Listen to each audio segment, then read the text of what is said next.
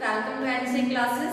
Guys, जैसा कि आपको पता है कि हमने जो cell the unit of life chapter start किया हुआ है, उसके अंदर हम पढ़ रहे थे प्रोकैरियोटिक सेल। ठीक है, और प्रोकैरियोटिक सेल के अंदर हमने बेसिक स्ट्रक्चर बैक्टीरिया का क्या होता है, बैक्टीरियल सेल का, वो हमने देख लिया था। उसके बाद हमने सेल एनवेलप को पढ़ा था कि सेल एनवेलप के अंदर बेसिकली 3 चीजें कंपोनेंट्स आएंगे। First one that is glycocalyx, जो कि हम स्टडी कर चुके हैं। सेकंड है सेल वॉल, और प्रीवियस क्लास के अंदर हमने सेल वॉल को अच्छे से एक्सप्लेन किया था। ठीक है, और आज हम करेंगे सेल मेम्ब्रेन। क्लियर? तो देखिए सेल मेम्ब्रेन। तो सेल मेम्ब्रेन भी किसकी कंपोजिशन में आता है? सेल एनवेलप की। तो गाइस, आप इस चीज को ध्यान रखना कि जो सेल एनवेलप का सबसे इनर मोस्ट पार्ट है वो क्या है? सेल मेम्ब्रेन है। वैसे अगर देखा जाए, जो सेल मेम्ब्रेन है ना, जिसको हम प्लाज्मा मेम्ब्रेन बोलते हैं, सेल एनवेलप बोलते हैं, वो प्रोकैरियोटिक सेल और यूकैरियोटिक सेल दोनों के अंदर क्या है? सेम होती है। क्लियर है? तो अभी जो हम प्रोकैरियोटिक सेल के अंदर कर रहे हैं सेल मेम्ब्रेन, इसी को हम यूकैरियोटिक सेल के अंदर भी पढ़ने वाले हैं। सो डिटेल में हम यूकैरियोटिक सेल के अंदर ही उसको पढ़ेंगे। ठीक है, फिर भी मैं आपको एक रफली आइडिया दे दूंगी कि सेल मेम्ब्रेन किससे मिलके बनती है। ओके, तो चलिए देखते हैं। जो सेल मेम्ब्रेन है, इसको हम क्या कह देते हैं? Which is also called plasma membrane. ठीक है, और इसको और क्या कहा जाता है प्लाज्मा मेम्ब्रेन के अलावा? It is called plasma lemma.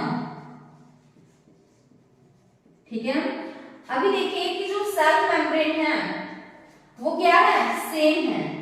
किसके अंदर? मैंने अभी आपको बताया कि जो प्रोकैरियोटिक सेल है, चाहे हमारे पास यूकैरियोटिक सेल है, प्रोकैरियोटिक सेल और यूकैरियोटिक सेल दोनों के अंदर सेल मेम्ब्रेन क्या रहेगी? सेम रहेगी। तो जैसे प्रोकैरियोटिक सेल में हम किसका एग्जांपल ले सकते हैं? बैक्टीरिया का। ठीक है, यूकैरियोटिक सेल में हम किसका एग्जांपल ले सकते हैं? जैसे प्लांट्स हैं गाइस, एनिमल्स हैं, वो सारे इसी के अंदर तो आते हैं। तो इट मींस कि इनके अंदर जो सेल मेम्ब्रेन है वो क्या रहेगी? सेम रहेगी। तो फिर हमारे माइंड में क्वेश्चन ये आता है कि ये बनती किससे है ना? मेन चीज क्या प्रेजेंट होती है, मेन कंपोजिशन क्या है? तो सबसे ज्यादा जो मेन कंपोनेंट है इसका, तो वो क्या है? लिपिड्स। ठीक है, किससे मिलकर बनती है ये? लिपिड्स। वैसे देखा जाए तो प्लाज्मा मेम्ब्रेन के अंदर हमें पता है कि प्रोटीन्स भी प्रेजेंट होते हैं। जब हम यूकैरियोटिक सेल पढ़ेंगे तो वहां मैं आपको डिटेल में करवाऊंगी, क्योंकि वहां हमें कुछ मॉडल्स भी पढ़ने हैं रिलेटेड टू प्लाज्मा मेम्ब्रेन। ठीक है, और वहां हम ये भी करेंगे कि जो सेल मेम्ब्रेन है उसके अंदर प्रोटीन्स भी होते हैं। ठीक है, कार्बोहाइड्रेट भी प्रेजेंट रहेंगे वहां पे। ठीक है, और लिपिड्स तो होते ही होते हैं। तो अभी आप ये देखिए कि लिपिड्स के अंदर मेनली क्या प्रेजेंट होते हैं? फॉस्फोलिपिड्स। ये सिर्फ मैं आपको दो करवा रही हूँ सो दैट आपको एक रफ आइडिया मिल जाए। तो जो लिपिड है, लिपिड से प्लाज्मा मेम्ब्रेन मिलकर बनेगी। तो कौन से लिपिड्स हैं? फॉस्फोलिपिड्स। ठीक है, और फॉस्फोलिपिड्स का स्ट्रक्चर कैसा होगा? इस तरह से। ठीक है, तो अभी देखिए जो ये फॉस्फोलिपिड है, इसके अंदर ये वाला पार्ट क्या है? ये है हमारे पास पोलर पार्ट, और ये वाला पार्ट क्या है? Non polar. हमें पता है कि जो पोलर पार्ट है, पोलर वाटर की तरफ अट्रैक्ट होगा, तभी हम उसको क्या कह देते हैं? हाइड्रोफिलिक। और जो नॉन पोलर पार्ट है वो वाटर से रिपेल करेगा, तभी हम उसको क्या बोलते हैं? हाइड्रोफोबिक। ठीक है, और ये कंप्लीट किसका मॉलिक्यूल है? ये कंप्लीट मॉलिक्यूल है किसका? फॉस्फोलिपिड्स का। तो आई थिंक आपको क्लियर हो गया होगा कि ये फॉस्फोलिपिड्स इस तरह का होगा। तो अगर हम बैक्टीरियल सेल की बात करें तो सबसे बाहर क्या प्रेजेंट होता है? ग्लाइकोकैलिक्स, इस तरह से। और ग्लाइकोकैलिक्स के अंदर वाली साइड यहाँ पे क्या प्रेजेंट होगा? बताइए कौन सी लेयर प्रेजेंट, किसकी लेयर प्रेजेंट होगी यहाँ पे? यहाँ पे प्रेजेंट होगा हमारे पास सेल वॉल। क्या प्रेजेंट रहेगा? Cell wall. और सेल वॉल के इनर साइड देखा जाए तो किसकी प्रेजेंस होगी? यहां पे प्रेजेंट रहेगा ये सेल मेम्ब्रेन। और सेल मेम्ब्रेन है वो क्या है? एक सॉफ्ट स्ट्रक्चर है। ठीक है। और अगर हम बात करें सेल वॉल की, तो सेल वॉल है वो एक हार्ड स्ट्रक्चर है, ठीक है, क्योंकि उसकी शेप क्या होती है, फिक्स होती है। क्लियर है इतना आप सभी को। अभी एक चीज आप और नोट कीजिए कि जो सेल मेम्ब्रेन है किससे मिलकर बनती है, लिपिड, और कौन सा लिपिड, फॉस्फोलिपिड, और फॉस्फोलिपिड्स का स्ट्रक्चर हमने वहां डिस्कस कर लिया। तो आप ये चीज देखो कि जो यहाँ पे फॉस्फोलिपिड प्रेजेंट रहेंगे उसकी क्या प्रेजेंट होती है, बाइलेयर की फॉर्म में वो प्रेजेंट रहेगा, ठीक है। वो कैसे, वो मैं आपको बताती हूँ। जैसे यहाँ पे हम फॉस्फोलिपिड की बाइलेयर बना रहे हैं,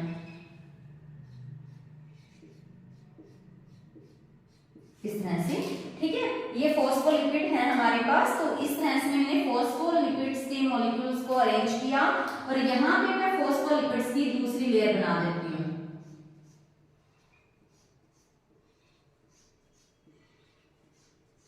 ठीक है।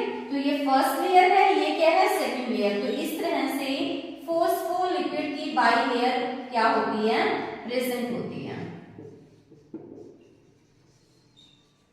तो अगर मैं इसका देखूं यहां से, इसको माइक्रोस्कोप की हेल्प से इसको बड़ा करके देखूं, तो कुछ ऐसा स्ट्रक्चर मुझे देखने को मिलेगा किसका, फॉस्फोलिपिड बाइलेयर का। तो इससे क्या पता चलता है कि जो सेल मेम्ब्रेन है वो फॉस्फोलिपिड बाइलेयर की मिलकर बनती है, ठीक है।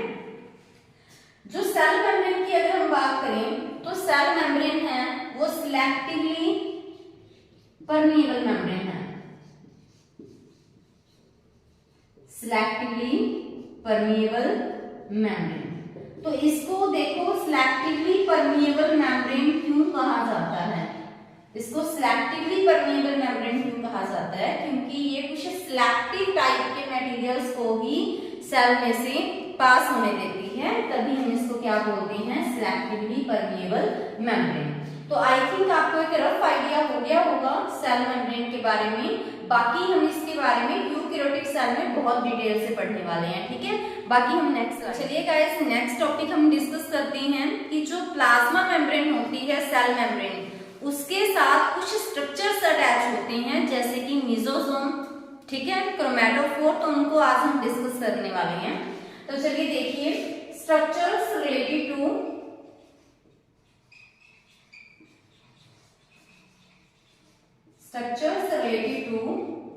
Cell membrane. तो सेल मेम्ब्रेन के साथ क्या क्या स्ट्रक्चर्स अटैच होते हैं, ठीक है। तो फर्स्टली हम पढ़ेंगे मेसोसोम के बारे में। तो देखिए हम पहले इसका स्ट्रक्चर ड्रॉ करते हैं कि this is a cell wall, ठीक है। वैसे तो देखा जाए ग्लाइकोकैलिक्स भी प्रेजेंट रहेगी, तो मैं यहाँ पे वैसे सेल वॉल ही बना रही हूँ, ठीक है। इसके बाहर ग्लाइकोकैलिक्स भी होगी। तो सेल वॉल के अंदर गाइस क्या प्रेजेंट रहेगा, सेल वॉल के अंदर प्रेजेंट होती है यहाँ पर सेल मेम्ब्रेन, ठीक है। तो ये क्या प्रेजेंट रहेगी हमारे पास, सेल मेम्ब्रेन। तो इसको मैंने नेम दे दिया सेल मेम्ब्रेन, ठीक है। तो अभी आप इस चीज को देखिए कि अगर सेल मेम्ब्रेन है ये अंदर की तरफ ऐसे ऐसे अंदर की तरफ ये इनफोल्डिंग्स कर ले, अंदर की तरफ इनफोल्डिंग कर ले, फोल्डिंग अगर अंदर की तरफ होगी तो उसको हम क्या बोलते हैं, इनफोल्डिंग, ठीक है। अगर फोल्डिंग इनसाइड होगी तो उसको हम क्या बोलते हैं, इनफोल्डिंग। तो अगर इसने अंदर की तरफ इनफोल्डिंग कर ली तो ये जो स्ट्रक्चर बनेगा उसको हम क्या बोलेंगे, मेसोसोम। क्या बोलेंगे इसको हम, मेसोसोम, ठीक है। और जब इस मेसोसोम के ऊपर ही क्या लगे होते हैं, ऐसे इस तरह से रेस्पिरेटरी एंजाइम्स। ये क्या है, रेस्पिरेटरी एंजाइम्स,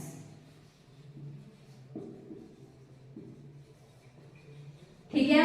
तो आप इस चीज का ध्यान रखिए कि अगर सेल मेम्ब्रेन ने अंदर की तरफ इनफोल्डिंग की और उसके ऊपर क्या लग जाए, रेस्पिरेटरी एंजाइम लग जाए, तो जो स्ट्रक्चर बनेगा उसको हम क्या कहते हैं, मेसोसोम कहते हैं, ठीक है। तो आप ये चीज देखो कि अगर इसके ऊपर रेस्पिरेटरी एंजाइम है तो ये किस चीज में हेल्प करेगा, रेस्पिरेशन में, डेफिनेटली। तो किस में हेल्प करेगा, ये रेस्पिरेशन में। तो तो आपको ध्यान आ रहा होगा कि सेल के अंदर, वैसे अगर हम नॉर्मली बात करें, ठीक है, कि सेल के अंदर आपने पढ़ा होगा कहीं पे कि सेल के अंदर माइटोकॉन्ड्रिया होता है ना, और माइटोकॉन्ड्रिया भी तो किस में हेल्प करता है, रेस्पिरेशन में। तो कहीं ना कहीं आपको नहीं लग रहा कि ये रेस्पिरेशन में ये भी हेल्प कर रहा है, कि ये माइटोकॉन्ड्रिया के जैसा काम कर रहा है? बिल्कुल।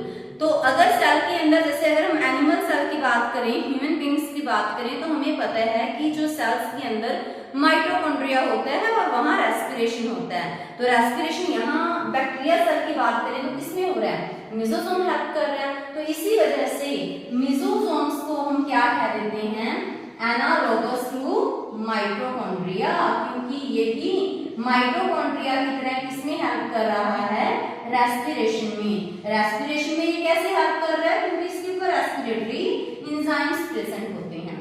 क्लियर है? सेकंड नोट कीजिए, ये किसमें हेल्प करेगा, बाइनरी फिजन में।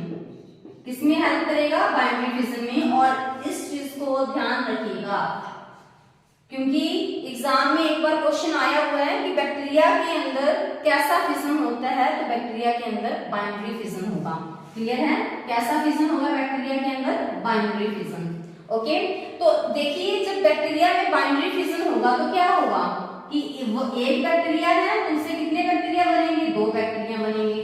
ठीक है, तो अगर एक बैक्टीरिया से 2 बैक्टीरिया बन रहे हैं, ठीक है, at the time of binary fission, तो उस टाइम सेल वॉल फॉर्मेशन में भी कौन हेल्प करेगा, उस टाइम सेल वॉल की फॉर्मेशन में हेल्प करेगा मेसोसोम।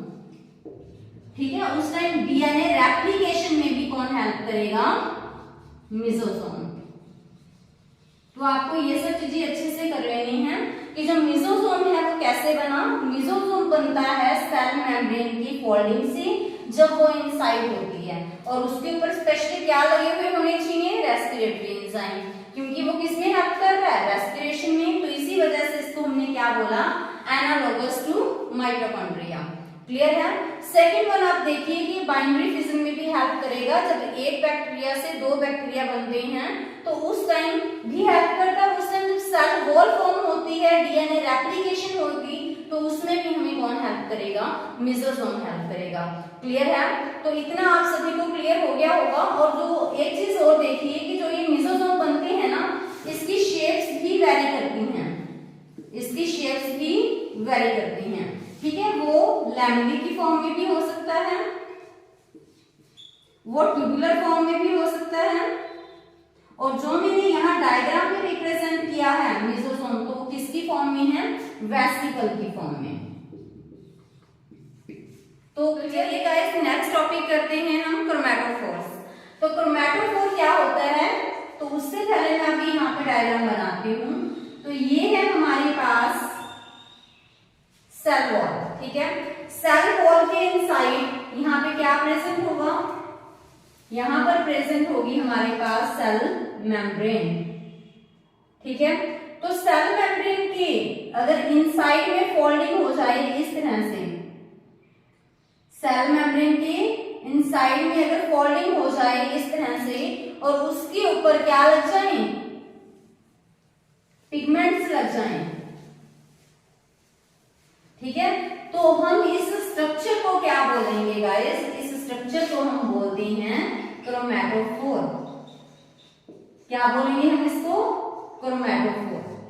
तो इट मींस क्रोमैटोफोर क्या होता है कि अगर प्लाज्मा मेम्ब्रेन की इनसाइड फोल्डिंग हो जाए, इनफोल्डिंग हो जाए, और उसके ऊपर पिगमेंट लग जाए, तो क्या बनेगा, क्रोमैटोफोर। इनफोल्डिंग होने के बाद अगर एंजाइम लग जाए, तो जैसा कि मैंने प्रीवियस स्लाइड में आपको पढ़ाया, देन हम उसको क्या बोलेंगे, देन हम उसको बोलेंगे मेसोसोम। ठीक है, सो अभी इस स्ट्रक्चर को मैंने बोला क्रोमैटोफोर। तो क्रोमैटो वर्ड से यहाँ पे देखो क्रोमा, क्रोमा मीन्स कलर। तो इसका मतलब क्या है कि यहाँ पर कलर बियरिंग पिगमेंट्स प्रेजेंट होते हैं। क्या प्रेजेंट होंगे, कलर बियरिंग पिगमेंट्स। तो क्या फिर ये सारे बैक्टीरियाज में होते हैं, नहीं, ये किसके अंदर प्रेजेंट रहेंगे, फोटोसिंथेटिक बैक्टीरिया के अंदर। कहाँ प्रेजेंट रहेंगे, फोटोसिंथेटिक बैक्टीरिया के अंदर। तो अभी देखिए फोटोसिंथेटिक बैक्टीरिया के अंदर इसका क्या काम है। तो गाइस नोट कीजिए आप इस चीज को कि जो फोटोसिंथेटिक बैक्टीरिया के अंदर जो ये क्रोमैटोफोर प्रेजेंट होते हैं वो क्या हेल्प करेंगे, वो उनकी फोटोसिंथेसिस में भी हेल्प करेंगे, ठीक है, वो उनकी फोटोसिंथेसिस में भी हेल्प करेंगे और उनको कलर भी प्रोवाइड करेंगे, ठीक है। ये दोनों ही काम किसके हैं, फोटोसिंथेटिक बैक्टीरिया के। तो एग्जांपल नोट कीजिए आप फोटोसिंथेटिक बैक्टीरिया का, that is purple bacteria, one of the example of photosynthetic bacteria, ठीक है। दोबारा बताती हूं मैं आपको, सेल मेम्ब्रेन की फोल्डिंग से, इन फोल्डिंग से स्पेशली अगर उसके ऊपर एंजाइम लग जाए तो मेसोसोम, अगर पिगमेंट लग जाए कलर बेयरिंग पिगमेंट तो that is known as chromatophore. तभी हमने यहाँ पे क्रोमो वर्ड यूज किया है, क्रोमैटोफोर। तो ये जो क्रोमैटोफोर है वो प्रेजेंट होंगे फोटोसिंथेटिक बैक्टीरिया के अंदर। एग्जांपल है उसका पर्पल बैक्टीरिया। फोटोसिंथेटिक बैक्टीरिया के अंदर गाइस ये फोटोसिंथेसिस में भी हेल्प करते हैं और उसको कलर भी प्रोवाइड करेंगे। तो अभी आपके माइंड में आ रहा होगा कि अगर प्लांट सेल के अंदर, जैसे प्लांट हैं, प्लांट्स फोटोसिंथेसिस करते हैं, तो प्लांट्स में तो फोटोसिंथेसिस कहाँ होती है, क्लोरोप्लास्ट हेल्प करते हैं ना उनकी फोटोसिंथेसिस में। तो अभी आप इस चीज को ध्यान रखिए कि जैसे मेसोसोम है वो रेस्पिरेशन में हेल्प करता है ना, तो बैक्टीरिया सेल के अंदर अगर मैं स्पेशली कहूँ तो ऐसे में हमने क्या बोला था कि जो मेसोसोम है वो किसके एनालोगस में है, माइटोकॉन्ड्रिया के, क्योंकि वो माइटोकॉन्ड्रिया जैसा फंक्शन परफॉर्म करता है। तो ऐसे में ये फोटोसिंथेसिस में भी तो हेल्प कर रहा है। तो इसको हम कह सकते हैं कि दिस इज एनालोगस टू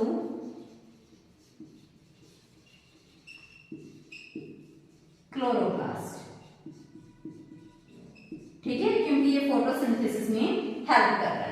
तो आई थिंक आपको डिफरेंस क्लियर हो गया होगा मेसोसोम और क्रोमैटोफोर के बारे में। तो गाइस आज आप इनके अच्छे से नोट्स बना लीजिए और नेक्स्ट वीडियो में फिर हम नेक्स्ट टॉपिक्स डिस्कस करेंगे। Thank you.